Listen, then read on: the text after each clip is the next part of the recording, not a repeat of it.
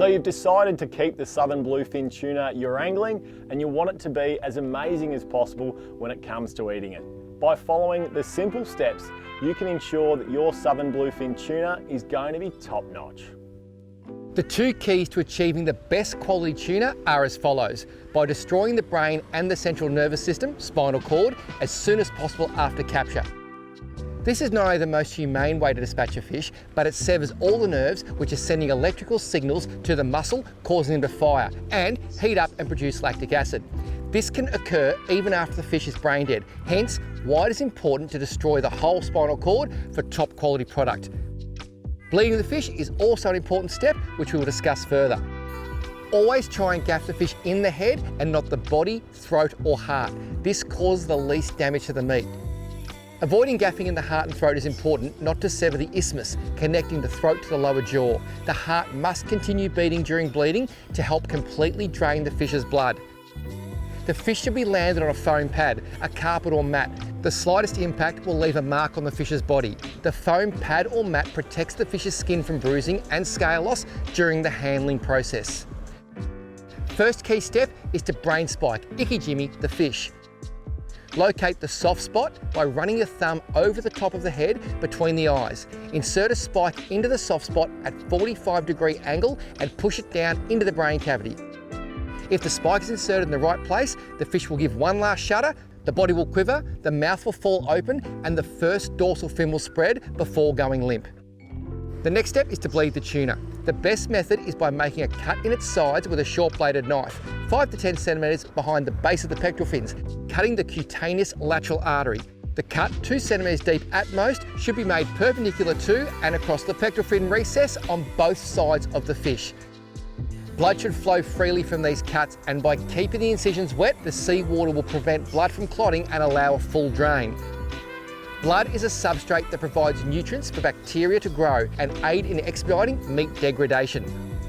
Also, the intense stress that a fish goes under when it's caught can cause lactic acid to build up, which can yield a lower quality fish. Look at this, the heart out of that tuna is still beating. Look at that, he's still going, and that's why it is involuntary muscle. That's why it's so important to brain spike your fish first.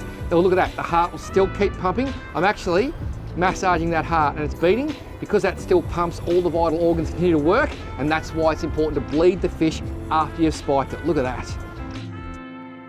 Pithing, or Taniguchi, is the name of the term used for destroying the fish's spinal cord. By either using a coring tool or a knife, you create a hole right where you brain spike the fish for the Taniguchi wire or nylon monofilament. Insert a length of rigid monofilament nylon or stainless steel wire into the brain through the hole made by the spike or the coring tool, and push it as far as possible into the neural canal to destroy the spinal cord. The fish should quiver again as the Taniguchi tool goes down the neural canal. Gill and gut the fish as soon as you notice it has stopped bleeding. So Sean, show us the magic. All right, so we want to get the internal organs out now so we can get a nice ice slurry in there. Some people will cut all the way through the fish, that's fine, that works as well. But another option is just to release the internal organs at the back and up here at the gill end. Insert a knife behind the gill cover and cut towards the eye until the knife hits bone, the skull. Repeat the procedure on the other side. Cut the membrane between the gills and the gill collar along its whole length on both sides of the fish. Cut the connection between the gills and the lower jaw. Cut the connection between the gills and the base of the skull. Remove the gills and internal organs in one piece through the gill opening. The internal organs, intestines, gills, kidneys, etc. contain bacteria that accelerate the deterioration process in fish. They should therefore be removed as quickly as possible to extend the fish's shelf life. The next step is cooling the body temperature of the fish down as quick as possible.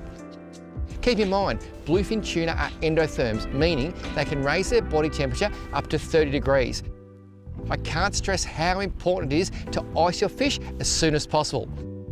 Place the tuna in a slurry of flake ice and seawater, 2 parts ice to 1 part seawater.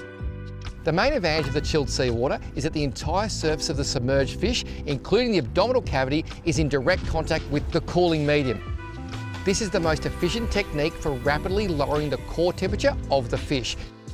In order to keep the fish in pristine condition, the internal temperature must be lowered as quickly as possible to 0 degrees and then maintained at that temperature until it is processed. I'm Paul Worsling. I'm Patrick Dangerfield. And we're Tuna Champions.